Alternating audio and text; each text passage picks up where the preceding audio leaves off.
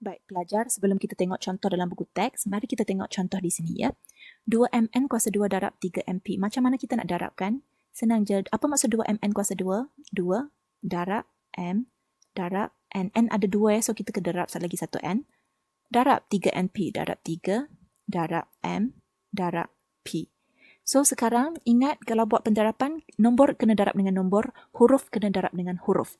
Okey, so sekarang kita tahu nombornya ada 2 dengan 3. So saya akan darabkan 2 dengan 3. Lepas tu saya akan pilih mana-mana pemboleh ubah yang saya nak dulu. Awak nak pilih M dulu pun boleh, nak pilih N dulu ataupun P dulu pun boleh. Tak kisah ya. Okey, so di sini saya akan pilih M dulu. M ada berapa di sini? M ada 2. So saya akan kali M kali lagi satu M. Lepas tu N pun ada 2. So, saya akan kali dengan N, kali dengan N. Dan satu lagi, yang jangan tertinggal, P. Okey, setelah kita susun, sekarang kita darabkan benda yang sama je. 2 dengan 3 saya darabkan, M dengan M saya darabkan, N dengan N saya darabkan. P tu saya tinggal, sebab dia satu je kan. So, 2 darab 3, 6. M darab M, M kuasa 2. N darab N ada kuasa 2.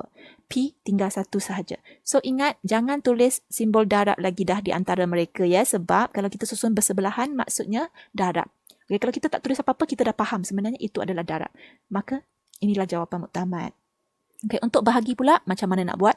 Buat sama macam yang darab tadi. 14x kuasa 3, y kuasa 2, maksudnya 14 darab x ada berapa? Ada 3. Lepas tu kita darab lagi y ada 2. Okey, untuk bahagi saya suka buat dalam bentuk per sebab untuk senang saya banding ya. Okey, so negatif 21 darab x darab y darab lagi 1y. Okey, sekarang semua yang di atas ini kita akan bahagi dengan semua yang di bawah. So kita akan buat sama macam yang darab, nombor bahagi dengan nombor, huruf ataupun pemboleh ubah kita bahagi dengan pemboleh ubah. Okey, siapa ada kalkulator boleh guna. Kalau tak nak guna kalkulator, kita boleh guna je sifir. Kalau kita tengok 14 dengan 21, okey mereka ada faktor sepunya iaitu 7. So 7 kali 2 kita dapat 14, 7 kali 3 kita dapat 21. Okey, lepas tu kita nampak ada x ke atas dengan x di bawah. Okey, so kalau x di atas, x di bawah maksudnya x bahagi x. X bahagi x kita dapat apa? Cuba tengok. Kalau 6 bahagi 6, kita dapat apa? 6, 1, 6. 6, 1, 6, kita dapat 1 per 1. Jawapan 1. Kalau 5 per 5, jawapannya 1 per 1 juga. Kita akan dapat 1 juga. So, kalau x per x, automatically x per x pun dapat 1 per 1. Okay, so di sini, x kita dapat 1. Yang bawah pun kita dapat 1. Di atas ada 1x, bawah lagi ada x tak? Kalau tak ada, kita tak boleh potong dah. Okay, lepas tu kita tengok kepada y. Atas ada 1, bawah ada 1. Atas ada 1, bawah ada 1. Okey, so sekarang yang atas, apa yang tinggal? 2 darab 1, darab x, darab x, darab 1, darab 1. Per negatif 3, darab 1, darab 1, darab 1. Okey, untuk pengetahuan, sebenarnya darab 1 itu kita tak payah tulis sebab apa-apa darab 1 akan dapat balik diri sendiri. Contoh, 2 darab 1, kita dapat 2. 100 darab 1 kita akan dapat 100. So sebenarnya 1 itu kita tak payah tulis pun tidak apa. Okey, tapi tak apa. Dalam contoh ni saya tunjuk ya. So yang atas kita tinggal 2x kuasa 2. Yang bawah negatif 3. Okey, ataupun sesiapa guna kalkulator dia boleh tulis dalam bentuk negatif 2 per 3 x kuasa 2 pun betul. Okey, untuk pendarapan dengan pembahagian sebenarnya kita boleh buat dengan jalan kerja yang ringkas ataupun jalan kerja yang alternatif. Sekarang saya tunjuk macam mana kita nak buat jalan kerja yang alternatif. Okey, saya guna warna lain. Contoh untuk A ini ya. So 2mn kuasa 2 saya darab dengan 3mp. So macam tadi saya susun nombor bersama. Okey, sebab semua ini pendarapan. So 2 darab 3 darab, kita akan ambil m yang ini dulu ya. M, minta maaf. Lepas tu yang belakang punya M. So, saya akan ambil lagi satu M. Lepas tu saya akan ambil N kuasa 2. Lepas tu saya akan ambil P. Okay, sekarang semua dah susun sebenarnya. Dah cepat saya susun sebenarnya. 2 darab 3, 6. M darab M, M kuasa 2. N kuasa 2, P. Nampak tak? Saya boleh settle dengan sangat cepat. Okey, untuk pembahagian pula pun sama. Sebenarnya kita ada jalan kerja yang senang juga di sini. Okey, saya tunjuk ya untuk B. 14x kuasa 3y kuasa 2 bahagi negatif 21xy kuasa 2.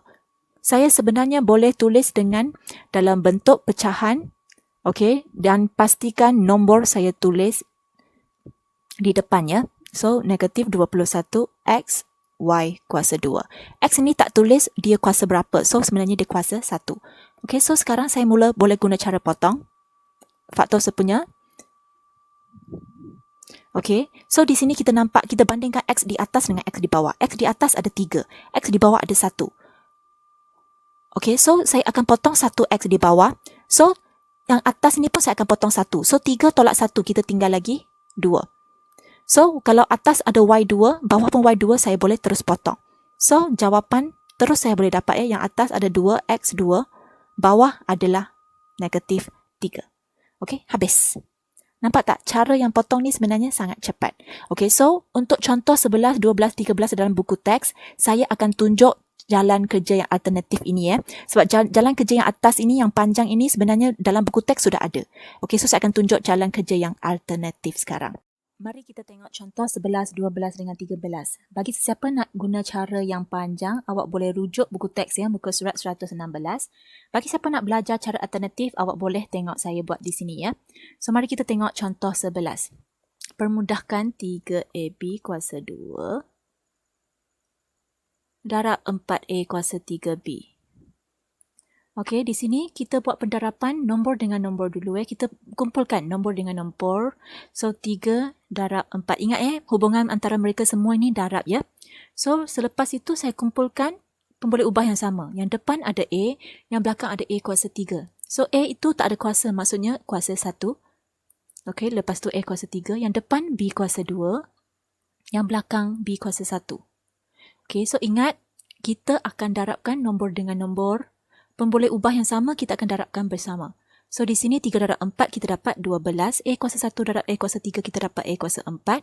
B kuasa 2 darab B kuasa 1 kita dapat B kuasa 3. Maka terjawablah soalan untuk contoh 11. Okey, mari kita tengok contoh 12. Untuk contoh 12 ini adalah pembahagian ya. So bahagi 5M kuasa 2 N kuasa 3. Okey, so pembahagian macam tadi saya terangkan, kita tulis dalam bentuk per. Okey, lepas tu 5, M kuasa 2, N kuasa 3. Okey, sekarang kita akan bahagi nombor dengan nombor, pemboleh ubah dengan pemboleh ubah. So, untuk yang 5 dengan 20, okey, saya tahu mereka punya faktor sepunya adalah 5. So, 5, 1, 5, 5, 4, 20. Siapa nak guna kalkulator boleh tekan 20 bahagi 5 ya. Okey, sekarang kita tengok pemboleh ubah pula. Saya bandingkan pemboleh ubah yang sama ya. Sekarang kita ada M di atas dengan M di bawah. Okey, sekarang kita tengok. M di atas kuasanya 4. M di bawah kuasanya 2. Okey, saya nak bagi tahu ya. Kita akan potong pemboleh ubah bersama kuasanya bagi mana satu yang kuasanya lebih rendah. Untuk kuasa yang lebih tinggi, kita hanya potong kuasa sahaja. So, kita tengok M kuasa 4 dengan M kuasa 2. Mana satu kuasanya rendah? Yang di bawah M kuasa 2. So, M dengan kuasa 2 itu saya akan potong sama-sama. Sekarang bawah saya dah potong 2M. Atas ada 4M. So, saya kena potong sama macam yang bawah supaya adil. So, bawah saya dah potong 2M. Atas pun saya wajib potong 2M. So, 4 ini dah potong 2. Kita tinggal lagi 2M. Sama juga untuk N. Okey, yang atas kita ada kuasa 2. Bawah kita kuasa 3. Yang mana satu kuasanya lebih rendah? Yang kuasa 2. So, boleh ubah N dengan 2, saya akan potong habis ya. So, untuk yang bawah saya akan potong kuasa sahaja. Atas saya potong 2N. Bawah pun sama, saya akan potong 2N. 3 tolak 2, kita tinggal lagi 1. Okay, so sekarang jawapannya yang di atas kita tinggal 4M kuasa 2. Yang bawah kita tinggal N kuasa 1. Kalau kuasa 1, kita biasanya tak tulis. Kalau nak tulis tak salah ya. Okay, so inilah jawapan saya. Okay, sekarang mari kita tengok yang contoh 13. Contoh 13 kita ada gabungan pendarapan dengan pembahagian. Okey, so sekarang kita mula dengan pendarapan dulu. Kita akan mula yang di sebelah kiri dulu ya. Okey, so untuk pendarapan sama macam tadi, kita susunkan nombor dulu bersama. Lepas tu kita cari pemboleh ubah yang sama untuk susun bersama. Yang depan ini ada X, yang belakang ni pun ada X. So saya akan darab X, darab lagi 1X sebab ada 2X ya. Lepas tu tinggal lagi 1Y. Yang bahagi ini saya salin macam biasa. Jangan tinggalkan ya yang bahagi ni. Okey, so sekarang nombor kita akan darab dengan nombor pemboleh ubah yang sama, kita akan darabkan. So 21 darab 6 kita dapat 1, 2, 6. X darab X kita dapat X kuasa 2 darab Y. So Y ini kita terus tulis ya, tak payah darab dah. Lepas tu per 14 Y kuasa 3 Z. Sekarang bahagi nombor dengan nombor. So untuk 126 dengan 14, faktor sepunya mereka 14. So ini 1, ini 9. Okay, sekarang kita tengok X atas ada X kuasa 2, bawah tak ada X. So kita tinggalkan macam itu saja. Yang atas kita ada Y1, so Y kuasa 1. Yang bawah kita ada Y kuasa 3. So kita boleh bandingkan Y ini. Okay, yang atas kuasanya 1, yang bawahnya kuasanya 3. Yang atas ni lebih kuasanya lebih rendah. So saya akan potong pemboleh ubah bersama dengan kuasanya.